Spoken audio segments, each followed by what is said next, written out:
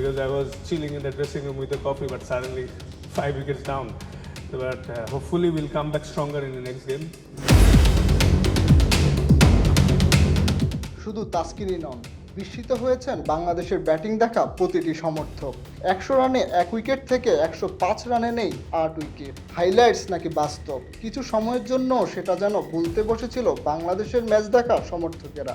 কে কার আগে আউট হবেন যেন চলছিল সেই প্রতিযোগিতা। তার মাঝে রেকর্ডটাও গড়ল ইতিহাসের সবচেয়ে শোচনীয় ব্যাটিং দশের। প্রত্যেকটা প্লেয়ার যখন এরকম রেজাল্টের পরে রুমে যাবে, কেউই স্বস্তির ঘুমাইতে পারবে না। ওয়ানডে ইতিহাসে এত কম রানে তৃতীয় থেকে অষ্টম উইকেট হারানোর রেকর্ড নেই আর একটিও। এর আগে 2020 সালে নেপালের বিপক্ষে 20 রানে 1 উইকেট থেকে 31 রানে 8 উইকেট হারিয়েছিল যুক্তরাষ্ট্র।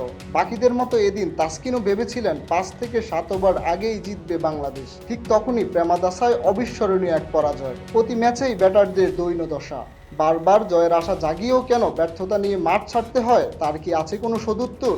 তাসকিনও মানলেন গেম অ্যাওয়ারনেসটাই কম বাংলাদেশে। প্রেমাদাসায় লঙ্কানদের বিরুদ্ধে 11 হারে শুধুই ভারী হয়েছে ব্যর্থতার গল্প। জবাবহীন এমন হারে তাই সমর্থকদের কাছে দুঃখ প্রকাশ করলেন তাসকিন। 5 সিনিয়র ক্রিকেটারকে ছাড়াই ওয়ানডেতে যে নবযুগের সূচনা হয়েছিল বাংলাদেশের, মেহেদী হাসান মিরাজের নেতৃত্বেই সেই সূচনার গল্পটা হলো হতাশার, লজ্জার ও ব্যর্থতার।